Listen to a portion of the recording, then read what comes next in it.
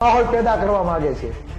એવા લોકો માટે છે કે જેને અહમ છે કે અમારે વડાપ્રધાન સાથે સંબંધ છે, અમારા રાજ્યના ગૃહમંત્રી સાથે સારા સંબંધ છે, અમે તો આ રાજ્યના મુખ્યમંત્રી સાથે ફોટા પડાવેલા છે, અમને તો મોહન ભાગવત સાથે અમારા સારા સંબંધ છે। આવી કોઈ પૂંજીપતિઓની ન્યૂઝ ચેનલ અને તમે કયો એટલા વ્યક્તિ સાથે હું એકલો જ બેસી, હું ડિબેટમાં એકલો જ બેસી, બરાબર, મારી સામે 5 બેસાડવા હોય 10 બેસાડવા હોય, તમારે જેને પણ નિષ્ણાંતોને લઈ આવ્યા હોય છૂટ, બરાબર, અને તેમને ડિબેટ માટે બોલાવે છે તો હું એમને કહેવા માંગુ તો તમે પેલા કામ કરો, જો ખરેખર તમે એમ કહેતા હો કે ભાજપના મંત્રી છે, બરાબર, અને આવું નિવેદન આપ્યું તો તમે પેલા બધા ભેગા થઈને લેટર પેડ વાયરલ કરો આહિર સેનાનો અને એમાં લખો કે અમે ભાજપનો બહિષ્કાર કરીએ છીએ। આ એક, બરાબર, તમે ભાજપનો બહિષ્કાર કરો છો, લેટર પેડ વાયરલ કરો। જો ખરેખર તમને એવું હોય કે ભાજપના મંત્રી છે છતાં આવું નિવેદન આપ્યું છે તો તમારે તમારા લેટર પેડમાં કાલે જાહેર કરી દો કે અમે ભાજપનો બહિષ્કાર કરીએ છીએ, એમાં ચિરાગ ઝાલા તમારી સાથે। બીજું કે નવનીતભાઈ ઉપર જે હુમલો કર્યો એમાં ખાલી આરોપી હું આહિર સમાજના જ છે ભાઈ, હે, એ આહિર સમાજ સાથે જોડાયેલા છે ભાઈ, એમાં અડધા અડધ તો કોળી સમાજના દીકરા છે।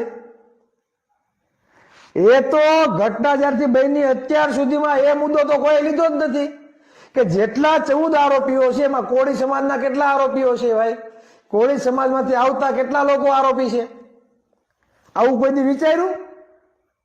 તમે ખાલી એમ કહો કે આહિર સમાજ છે, આહિર સમાજ છે, ખરેખર આ લડાઈ આહિર સમાજ સામેની છે જ નહીં ભાઈ। આ કેમ તમે વિચારતા નથી? આરોપીમાં તો કોળીના દીકરા હોતા નહીં છે, અમે તો એને હોતા નહીં કે એને સજા થવી જોઈએ, તો તમે કેમ ભાઈ એટલો મુદ્દો આહિર સમાજ તરફ લઈ જાવ છો? આરોપીઓ આહિર સમાજના દીકરા પણ છે અને કોળીના દીકરા પણ છે, બરાબર, તો અમે કઈ કોળીના દીકરા પ્રત્યે સહાનુભૂતિ નથી રાખતા, આરોપી આરોપી જ કહેવાય, એને કઈ સમાજ કઈ લેવા દેવા નથી હોતા ભાઈ। તો અમારા સમાજમાંથી આવતા જે લોકોએ આ કૃત્ય કર્યું છે તો એને કઈ અમે સાવરતા નથી, એના ઉપર ગુના દાખલ કરવા જોઈએ, તો એ તો તમે વિચારતા નથી, એ તો તમે ખુલીને કહેતા નથી, અને મીડિયા વાળા એમ નથી કહેતા કે ભાઈ તમે પરસોત્તમભાઈને અને હીરાભાઈને ટાર્ગેટ કરવાનું તમે રહેવા દો, કેમ કે ઓલરેડી નવનીતભાઈ ઉપર જે બનાવ બન્યો તો આરોપીમાં કોળીના દીકરા હોતા નહીં છે, તો અમે કઈ આ કોળી સમાજમાંથી જે આવે છે, બરાબર, અને જેને ગુનો કર્યો છે એને અમે કઈ સાવરતા નથી, એના ઉપર ગુના દાખલ થવા જોઈએ। તો જો કોળી સમાજમાંથી આવતા જે આરોપીઓ છે, બરાબર, જો એના ઉપર ગુના દાખલ થાય, એને સજા થાય, તો ભાઈ બીજા તમારા સમાજમાંથી કદાચ આવતા હોય આહિર સમાજમાંથી તો એના ઉપર પણ આ જ થવું જોઈએ। આ બંધારણ સર્વોપરી છે, તો એમાં ક્યાં પરસોત્તમભાઈ ને હીરાભાઈ ની વાત આવી ભાઈ? એવું કઈ થોડુંક છે કે ખાલી તમારા જ સમાજના દીકરા માટે એને સજા આપવા માટે અમે લડીએ છીએ? એમાં તો ભાઈ અમારા છે। લડાઈ કોની સામે છે?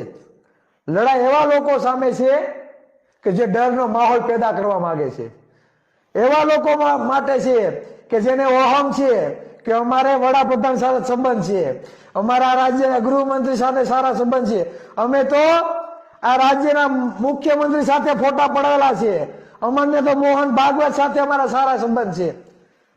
આવી કોઈ પૂંજીપતિ હોય, પૈસાદાર હોય, કોઈ કલાકારનો દીકરો હોય, કોઈ ભાજપ સાથે સંકળાયેલો હોય, એવા લોકોને કોઈ અહમ હોય ને કે અમે ગમે એના ટાંટિયા તોડી નાખશું, અમે ગમે એ કરી નાખશું, તો આ જે હેકડી છે ને ભાઈ, આ કોઈનામાં હોવી ન જોઈએ। કાયદો બધા માટે સમાન, કલાકાર હોય તો એ, ભાજપ વાળો હોય તો એ, ગૃહમંત્રી હોય તો એ, મુખ્યમંત્રી હોય તો એ, અને ચિરાગ ઝાલા હોય ને તો એ જ, બરાબર। ભાઈ પરસોત્તમભાઈ ને હીરાભાઈ ને તમે ટાર્ગેટ કરો છો, આરોપી તો કોળી સમાજમાંથી નહીં આવે છે, તો અમે કઈ એને સાવરતા નથી, અને એવું કઈ નથી કે એના અમે સાઈડમાં તારવી લેવું ને માત્ર આહિર સમાજના યુવાનોને ઓલું કરશું। કાયદો બધા માટે સમાન છે ભાઈ, અમારા કર્યું હોય તો એને જ ભોગવવું પડે, એમાં કઈ આમ તેમ હાલે નહીં। પણ આ કેસેટ કોણ ચડાવી દે ને એ ખબર નથી પડતી। હું આહિર સેનાના મિત્રોને કહેવા માંગુ કે હીરાભાઈ અને પરસોત્તમભાઈ પાસે ડિબેટ પછી કરજો, ચાલો હું ચિરાગ ઝાલા યુવા કોળી એકતા સંગઠનનો અધ્યક્ષ, બરાબર, હીરાભાઈ અને પરસોત્તમભાઈ, બરાબર, એના સાથ સહકારમાં હું તમારી સાથે ડિબેટ કરવા માંગુ છું. આહિર સમાજના જે આગેવાનોને એવું લાગતું હોય કે આ તો એક એક જ્ઞાતિને વચ્ચે વૈમનસ્ય ફેલાવવાની વાત કરે છે, ધોકા મારવાની વાત કરી છે, તો તમારી સાથે હું ડિબેટ કરવા માટે તૈયાર છું. તમે કયો એ ન્યૂઝ ચેનલ અને તમે કયો એટલા વ્યક્તિ સાથે, હું એકલો જ બેસીશ. હું ડિબેટમાં એકલો જ બેસી, બરાબર, મારી સામે 5 બેસાડવા હોય, 10 બેસાડવા હોય, તમારે જેને પણ નિષ્ણાંતોને લઈ આવવા હોય છૂટ, બરાબર. હું તમારી સામે ડિબેટમાં બેસવા માટે તમે કયો ત્યારે તમારી સામે ડિબેટમાં બેસવા માટે તૈયાર છું. પણ વાત મૂળભૂત સમસ્યાઓની હોવી જોઈએ, મૂળભૂત અધિકારોની હોવી જોઈએ. તમને પરસોત્તમભાઈ જે નિવેદન આપ્યું એ દેખાય છે, તો માયાભાઈ જે નિવેદન આપ્યું કે હું તો ભગવદ્ ગીતામાં માનું છું, હે, તો તમને કેમ એ નિવેદન સામે ના આવ્યું ભાઈ? માયાભાઈ એવું કીધું હું તો શ્રીમદ ભગવદ્ ગીતામાં માનું છું એમ. તો હું તમને કહું, શ્રીમદ ભગવદ્ ગીતા નો અધ્યાય 2 શ્લોક નંબર 31 ને 33 એવું કહે છે કે અધર્મ સામેની લડાઈમાં યુદ્ધ કરવું પડે એ આપણો ધર્મ છે, એ આપણી ફરજ છે. અન્યાય, અત્યાચાર અને પાપ સામે લડવું, યુદ્ધ કરવું એ આપણી ફરજ છે, એ આપણો ધર્મ છે, આવું કહે છે.